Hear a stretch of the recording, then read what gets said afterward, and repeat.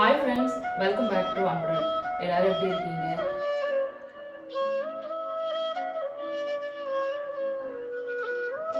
தீபாவளிக்கு குயிக்காக செய்கிற மாதிரியான 3 சிம்பிள் நம்கின் ரெசிபி தான் இந்த வீடியோவில் பார்க்க போகிறோம். வந்து பார்த்திங்க அப்படின்னா எள்ளு எடுத்திருக்கேன். இந்த எள்ளு வந்து நீங்கள் எடுத்துக்கலாம். அதுக்கப்புறம் வந்து பார்த்திங்க அப்படின்னா ரவை எடுத்திருக்கேன். அதுக்கப்புறம் வீட் ஃப்ளோரில் தான் ஃபஸ்ட்டு பண்ண போகிறோம். ஒயிட் சுகர் அப்படி இல்லைன்னா வந்து ப்ரௌன் சுகர் கூட சேர்த்துக்கலாம். முக்கியமாக வந்து நெய் தேவை. ஸோ நல்ல ஒரு அகலமான பாத்திரம் வந்து எடுத்துக்கோங்க. ஏன்னா மாவு வந்து பிசைகிறதுக்கு ரொம்ப கன்வீனியண்ட்டாக இருக்கும். இன்றைக்கி ஃபஸ்ட்டு பண்ண போகிற ரெசிபி வந்து பார்த்திங்கன்னா வீட் ஃப்ளோர் தான். மேக்ஸிமம் எல்லாமே வீட் தாங்க. 2 கப் அளவுக்கு வீட் ஃப்ளோர் வந்து எடுத்திருக்கேன். நான் சொல்கிற ரேஷியோ அப்படியே ஃபாலோ பண்ணிக்கோங்க, கரெக்டாக வந்துடுது. ஏன்னா 2 டீஸ்பூன் அளவுக்கு ரவை வந்து சேர்த்துருக்கேன். வெள்ளை எள்ளு இல்லைனா வந்து நீங்கள் கருப்பு எள்ளு கூட சேர்த்துக்கலாம். இது எல்லாத்தையும் ஃபஸ்ட்டு நல்லா ரஃபாக அந்த மாதிரி கையிலேயே வந்து மிக்ஸ் பண்ணிக்கோங்க. நெய் ரொம்ப முக்கியம். ஒரு 1/4 கப் அளவுக்கு நெய் வந்து மெல்ட் பண்ணி அதை வந்து நான் சேர்த்துருக்கேன். இதுக்குள்ளே ஒரு பேனில் வந்து பார்த்திங்கன்னா 3/4 கப் அளவுக்கு சுகர் வந்து எடுத்திருக்கேன். 3/4 கப்புன்றது 1/2 கப்பு எடுத்துக்கலாம். ஒயிட் சுகராக இருந்தால் ப்ரௌன் சுகர் வந்து கொஞ்சம் ஸ்வீட் கம்மியாக இருக்கும் அப்படின்றதால 3/4 கப் அளவுக்கு எடுத்திருக்கேன். அதில் 1 கப் அளவுக்கு தண்ணி, அதாவது 2 கப்பு நீங்கள் வீட் ஃப்ளோர் எதில் அளந்தீங்களோ அதே அளவுக்கு 1 கப்பு தண்ணி வச்சாலே போதும்.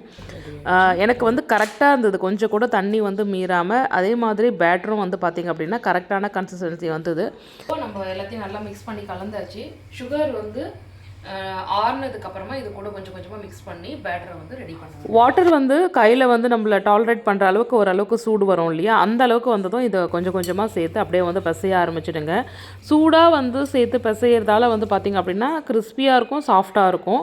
வாட்டர் வந்து நல்ல சில்லுன்னு இருந்ததுன்னா வந்து பார்த்திங்க அப்படின்னா அந்த அளவுக்கு வந்து பொறன்னு வந்து உங்களுக்கு வராது. ஸோ அதுவுமே வந்து ஒரு அட்வான்டேஜ். சின்ன சின்ன டிப்ஸ் தான் வந்து இந்த ஸ்நாக் ரெசிபிஸ் பண்ணுறது, நம்கின் பண்ணுறதுலலாம் வந்து கற்றுக்கிறது. ஏன்னா நான் நிறைய வாட்டி பண்ணும்போது சிலதெல்லாம் ஹார்ட் ஆகிடும். சிலதெல்லாம் வந்து பார்த்திங்க அப்படின்னா வந்து அந்த பொறன்னு வரும் இல்லையா, அது வந்து இருக்கவே இருக்காது. ஸோ இப்போ வந்து நல்ல சிலிண்ட்ரிக்கல் ஷேப்பில் நல்லா நீட்டாக வந்து உருட்டிக்கிட்டோம் அப்படின்னா வந்து நம்மளுக்கு கட் பண்ணி எடுக்கிறதுக்கு நல்லா ஈஸியாக இருக்கும். ஸோ அதே மாதிரி இந்த மாதிரி வச்சு நல்லா வந்து தேய்ச்சிக்கோங்க. நெய் வந்து சேர்க்குறதாலையோ இல்லை பட்டர் வந்து சேர்க்குறதாலையோ வந்து பார்த்திங்க அப்படின்னா நீங்கள் இதில் வந்து அந்த டஸ்டிங்க்கு பவுடர் வந்து சேர்க்கவே தேவையில்லை.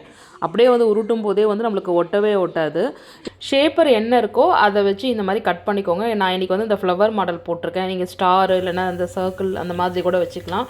பாட்டில் மூடி இருக்குது பாருங்கள், அதெல்லாம் கூட வச்சு குட்டி குட்டியாக இன்றைக்கி நான் வந்து பார்த்திங்கன்னா இந்த ஃப்ளவர் ஷேப் வந்து கட் பண்ணிவிட்டு அப்படியே ஆயிலில் போடாமல் இந்த மாதிரி வந்து ஃபோர்க் வச்சு நீங்கள் இந்த மாதிரி டாட் வச்சுக்கிட்டிங்க அப்படின்னா வந்து அது பூரி மாதிரி வந்து உப்பிடாது.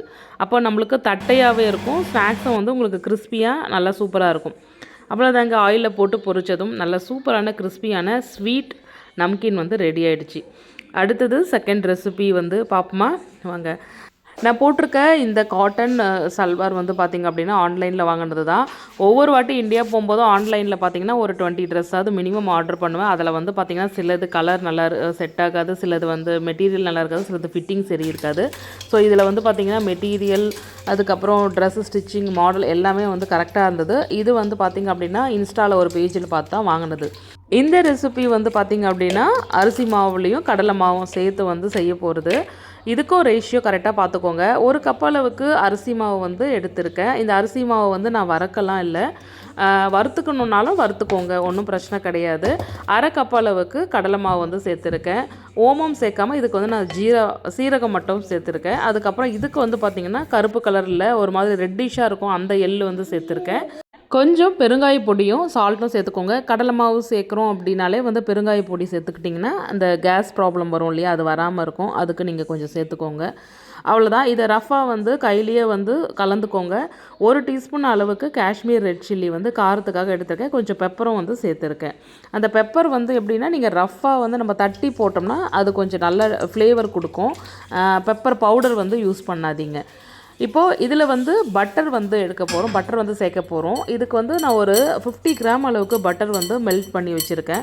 ஸோ அதை வந்து ஃபஸ்ட்டு இந்த பவுடரில் சேர்த்து நல்லா வந்து அந்த கட்டியாக இல்லாத அளவுக்கு கையிலேயே இந்த மாதிரி நல்லா உதுத்துக்கோங்க. ஸோ இதுவே வந்து பார்த்திங்க அப்படின்னா, அதாவது நீங்கள் சேர்க்குற அந்த பட்டரே வந்து பார்த்திங்க அப்படின்னா மாவு பிடிக்கும் போது டைட்டாக வரும்.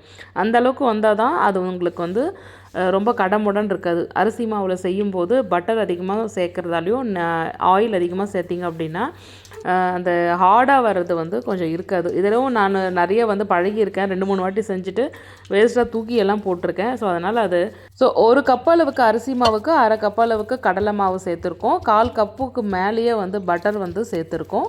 அதுக்கப்புறம் மற்ற இன்க்ரீடியன்ட்ஸ் எல்லாமே பார்த்துட்டிங்க. இதெல்லாம் பண்ணிவிட்டு ஆயில் வந்து பொரிக்க போகிறோம் இல்லையா, அந்த ஆயிலும் வந்து ஒரு 2 டீஸ்பூன் அளவுக்கு கடைசியாக இது கூட சேர்த்துக்கோங்க. இங்கே பாருங்கள், கையில் ஒட்டாத அளவுக்கு இப்போ நம்மளுக்கு பேட்டர் வந்து ரெடி ஆகிடுச்சு. இது அப்படியே வந்து முறுக்கு குழையில் வந்து அந்த அச்சை மட்டும் சேர்த்துட்டு போட்டு இது பண்ண வேண்டியது தான். இது ரொம்ப ரொம்ப திக்காக இருக்கும், அதாவது ரொம்ப லென்த்தி, ரொம்ப பட்டையாக இருக்குது அப்படின்றதால நான் என்ன பண்ணேன், ஃபுல்லாக வந்து அப்படியே கரெக்டாக பண்ணாமல் கையிலேயே கொஞ்சம் கொஞ்சமாக வந்து கட் பண்ணிட்டேன். இந்த மாதிரி கட் பண்ணி விடுறதால சீக்கிரமாக வந்து குக் ஆகும். அதே டைமில் பெரிய கடாய் வைக்காமல் சின்ன கடாயில் வச்சு தான் நான் பண்ணுறேன். ஏன்னா கொஞ்சம் குவான்டிட்டி பண்ண போகிறோம் அப்படின்றதால ஆயிலுமே வந்து பார்த்திங்க அப்படின்னா ஒரு 200 கிராம் ஆயில் மட்டும்தான் வந்து நான் ஊற்றிருக்கேன். ஸோ அதிகப்படியான குவான்டிட்டி பண்ண போகிறோம் அப்படின்னும் போது பெரிய பாத்திரத்தில் 1/2 லிட்டர் 1 லிட்டர் எண்ணெயை வச்சு நீங்கள் பண்ணும்போது நல்லா முறுக்கை வந்து அப்படியே கண்டினியூஸாக கூட நீங்கள் அதை பிழிஞ்சு விடலாம்.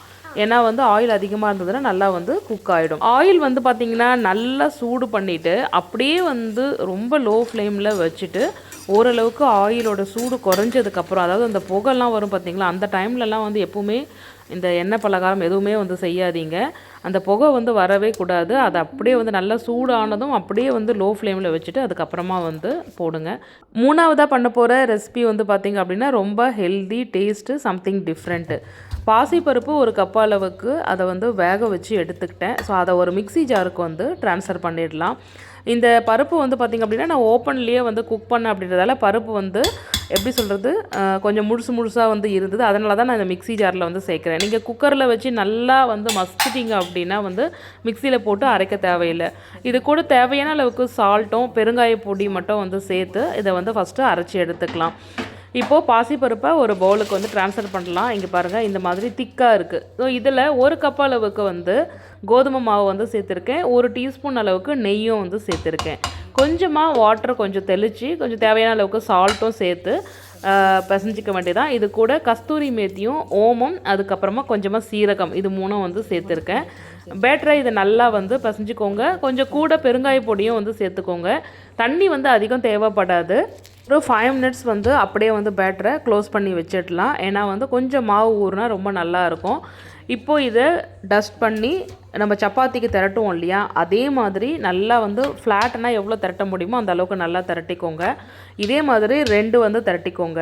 இப்போ 1ல் வந்து கொஞ்சமாக வந்து கோதுமை பொடியை தூவிட்டு அதிலே வந்து 1 டீஸ்பூன் அளவுக்கு நல்ல நெய் வந்து பரப்பிட்டு அதை நல்லா ஸ்ப்ரெட் பண்ணி விட்டுக்கோங்க. இப்போ ஏற்கனவே திரட்டி வச்சுருக்கிற ஒரு சப்பாத்தி அதுக்கு மேலே வந்து போட்டுட்டு 2த்தையும் சேர்த்து லைட்டாக ஒரு ப்ரெஸ் கொடுத்துட்டு சைடு எட்ஜஸ் எல்லாத்தையுமே வந்து கட் பண்ணி விட்டுடுங்க. கட் பண்ணிவிட்டு இந்த மாதிரி குட்டி குட்டியாக வந்து ஸ்கொயர் ஷேப்பில் வந்து கட் பண்ணி எடுத்துட்டிங்க அப்படின்னா 2 கார்னரை ஃபஸ்ட்டு வந்து சேர்த்துட்டு அந்த பேலன்ஸ் இருக்கிற 2 கார்னர் அப்படியே உல்ட்டாவாக நீங்கள் பண்ணிங்கன்னா இந்த சோழி மாதிரி ஒரு ஃப்ளவர் மாதிரி கொஞ்சம் டிஃப்ரெண்ட்டாக வந்து ஒரு ஷேப் வந்து நம்மளுக்கு கிடைக்கும். அவ்வளோதாங்க. அப்படியே ஆயிலில் போட்டு பொரிச்சு எடுத்திங்க அப்படின்னா கிறிஸ்பியாக நல்ல பொறன்னு ஒரு சூப்பரான நம்கீன் வந்து ரெடி ஆகிடுச்சு. ஸோ எப்போவுமே யூஸ்வலாக பண்ணுற திவாலி ஸ்நாக் ரெசிபிலேருந்து இது எல்லாமே கொஞ்சம் டிஃப்ரெண்ட்டானது. இது மாதிரி செஞ்சு உங்களோட டைமையும் சேவ் பண்ணிக்கோங்க. வீடியோ பார்த்துட்டு மறக்காமல் லைக் பண்ணுங்கள். ஸோ நெக்ஸ்ட்டு ஒரு சூப்பரான ஸ்வீட் ரெசிபிஸோடு பார்க்கலாம். Until then, bye. This is Anbu signing off. Take care. Advance happy Diwali wishes.